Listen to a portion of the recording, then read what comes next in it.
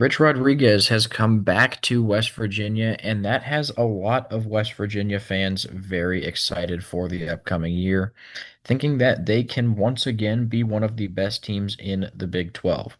Now, the transfer portal did some weird things with West Virginia as 52 players left the program, but also 52 players transferred in. It's going to be really interesting to see whether or not West Virginia is actually going to be able to perform in year one under Rich Rodriguez this time, or if having all of that turmoil in the transfer portal, kind of like we saw with the first year with Dion at Colorado, just doesn't really pan out very well for West Virginia, at least this season.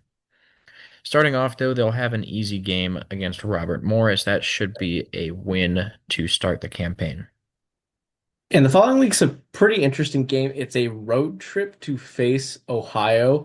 And Ohio was the MAC champions last year and is returning their starting quarterback in Parker Navarro after a really solid season. And the Bobcats are losing a couple key pieces. They're losing their starting running back, who was a 1,000-yard rusher last season, losing the lead wide receiver, and a lot of key pieces on defense. But this is still a conference champion that is returning their starting quarterback, hosting a team that has so many questions. So this is definitely a game Mount this is definitely a game that Mountaineers fans need to have on their radar just a little bit, especially early on in the season when maybe things are still a little up in the air. But overall, West Virginia should still be able to get the job done. Ohio last year, even when they were that good of a team, did get blown out by Kentucky and lost a relatively close game to Syracuse very early on in the season. I think West Virginia should be able to hold on in this game and get a win to move to 2-0 before the backyard brawl in week 3 against Pitt. And this is a pretty competitive rivalry game. West Virginia does get to host it this year, which does help the percentage a little bit. Really could go either way because it is such a back and forth rivalry game. But Pitt on paper is the better team. So much returning production. You got Eli Holstein coming back as the starting quarterback. You have a good amount of the defense returning as well, along with some key playmakers for Eli Holstein, including starting running back Desmond Reed. I just think overall Pitt is the better team in this case and should be able to get a win in this rivalry game. Like I said, it could go either way if West Virginia is able to pan out with all these incoming transfers they have, but I'm going to lean with the team that has more returning production this early on in the season. So West Virginia drops to 2-1 before starting Big 12 play.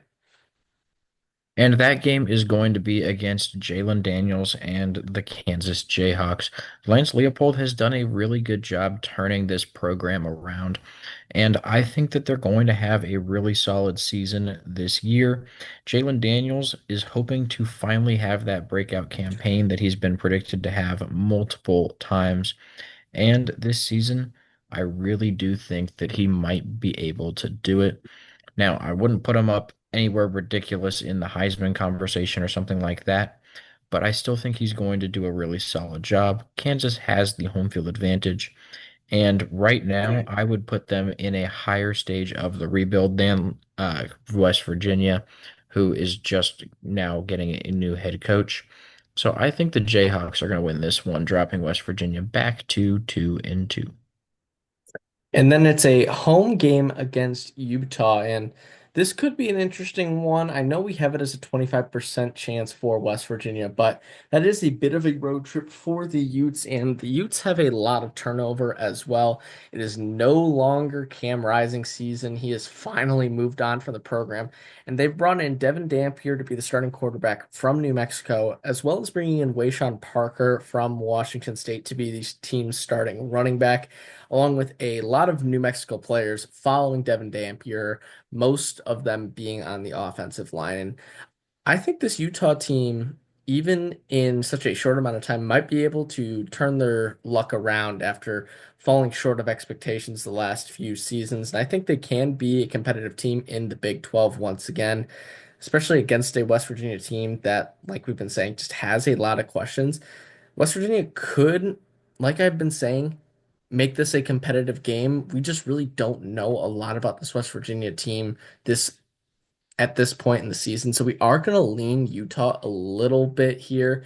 Kyle Whittingham has proven himself to be a very, very good coach in college football. And I do think that at this point in the season, Utah will be able to get a win. But like I've been saying, and we repeat myself over and over again, this can be a close game for West Virginia if everything breaks right. Next is Utah's rivals in BYU. A lot of stuff surrounding the program this offseason as Jake Retzlaff is no longer going to be with the program. So BYU is going to be very interesting this season as they have to have a new starting quarterback. It's really going to be interesting to see how that plays out, but the rest of the team is still very solid. They were close to making the playoffs last season. I still think they're going to be really good, although they might not make the college football playoffs without Retzlaff. I do think, though, that especially with West Virginia going on the road, they're just a significantly better team, and they will drop the Mountaineers to 2-4 heading into the bye week. And after that bye week, a road trip to UCF. Now, this UCF team really doesn't have much to look forward to. I don't think they're going to be very good whatsoever. So this is a game where West Virginia has a real shot, and I think that's where Rich Rodriguez gets his first Big 12 win back in the conference. And after that first Big 12 win of the season, they will host TCU. The Horned Frogs are a team that we're pretty high on going into next season, and that is on the shoulders of returning quarterback Josh Hoover, who was very underrated last year and is one of our dark horses for the Heisman Trophy this season if everything goes right for TCU. He has to replace a lot of his wide receiver room as most of them went off to the NFL. But they brought in a good amount of wide receivers using the transfer portal. So I think TCU will be just fine. Overall, TCU just seems like the more complete team here. Maybe this one can be a bit of a trap game for TCU, considering it is a home game for West Virginia coming off of their first Big 12 win. And like we know, the Big 12 is the most chaotic conference in all of college football.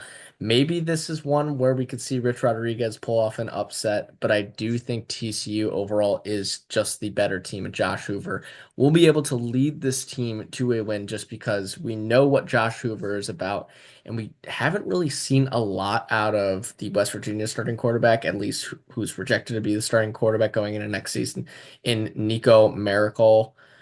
If he's able to pan out, then yes, this can be a competitive game and maybe that trap game, like I said. But for right now, we're going to go with TCU and the proven offense in the Horned Frogs. And then it's Connor Weigman and the Houston Cougars.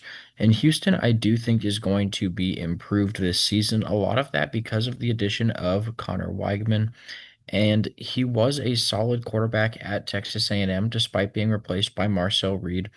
I still think Houston's going to be pretty decent this season. Now, that really just means that they're going to have a chance to push for a bowl game. Don't think they're going to win the conference or anything crazy like that. That will not be happening. But against West Virginia, I think that especially at home, they're going to have a significant edge in this game. The quarterback play should certainly be better down in Houston. So I expect the Cougars to pull off this win at home. This could be one of the only other Big 12 games that I could see them winning just because if Connor Wegman doesn't really pan out in Houston and struggles like he did at Texas A&M, then this is one where the West Virginia defense can kind of pounce on them, especially considering they're bringing Jamori Robinson from UTSA, who is coming off of a 10.5 sack season. Granted, that is not at the same level of play that we've seen from other Big 12 teams, but 10.5 sacks is still 10.5 sacks no matter who you're playing against. So that's going to be a welcome addition to this Mountaineers defensive line. And then the next week, they take on Deion Sanders and the Colorado Buffaloes at home. And this is going to be an interesting year for Colorado, considering that Shadur Sanders and Travis Hunter are both gone and off to the NFL. And they were the focal point of their success last season. And the focal point of this team for the 2 years Deion Sanders has been the head coach. And we really need to see how he's able to pivot with the loss of those two key players. And he brought in Caden Salter, a transfer quarterback from Liberty with a lot of upside and potential. along with recruiting a very highly touted quarterback in Julian Lewis. And either one of those, I think, can be a good quarterback in this system, even with the amount of weapons that Colorado is losing. I do think this is just going to be a battle of talent, especially with, like we mentioned earlier, West Virginia bringing in 52 transfer players, along with having, I think, a dozen freshmen coming to the program as well. Colorado, since Dion has been the head coach, has also recruited very well. At the end of the day, I'm going to lean Deion Sanders here, and that at this point in the season, Caden Salter is one of the better quarterbacks in college football. Quarterback everyone thought he would be, and why he was so highly sought after in that transfer portal. We're gonna go Colorado here, but once again, just because Colorado has some questions, and since there's so many questions surrounding this West Virginia team, this game could also really go either way, especially since it is a home game for the Mountaineers. Then it's Arizona State, and the Sun Devils made the college football playoffs last year, and they're going to be really good once again this season, returning, I believe, 18 starters to this team, including starting quarterback Sam Levitt, who should be in contention for the Heisman Trophy, especially with that dangerous connection that they have with him and Jordan Tyson. Tyson's going to be one of the best receivers in college football this season and a top draft prospect at the receiving position. I think that Arizona State is going to have a great shot to replicate a similar type of season as they had last year. And when you compare them to West Virginia, it's just not even close. The Sun Devils will win this game, especially because it's at home. That just makes it even worse for the Mountaineers. And then to close out the season, it is hosting Texas Tech, and the Red Raiders are one of our favorite teams, not just in the Big 12, but in all of college football going into next season, particularly Jonah's favorite team.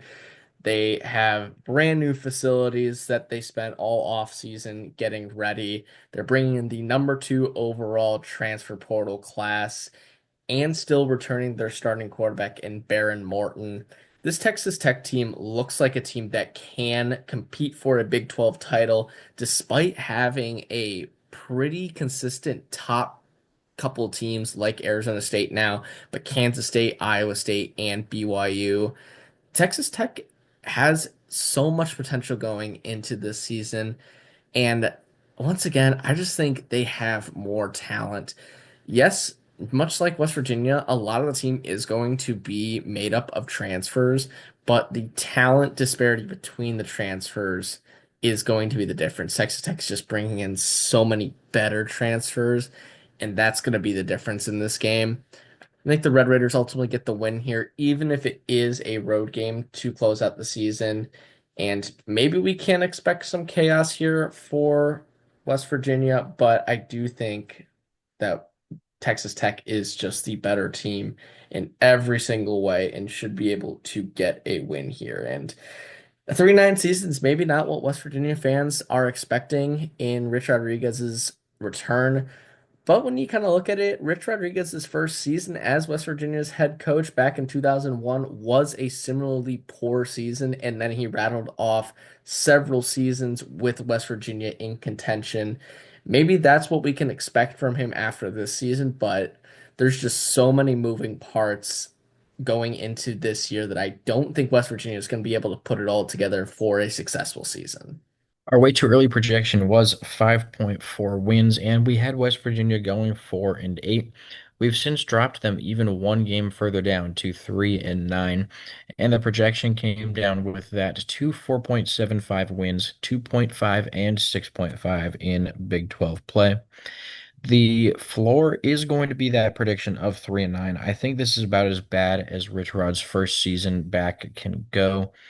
And just really, the ceiling is going to be a lot better at 7-5. He can make a bowl game with this team, but it really depends on getting off to a fast start with these transfers. And they're going to have to win their first couple games in Big 12 play to do it, in my opinion, because that end of the season with Arizona State and Texas Tech is not easy at all.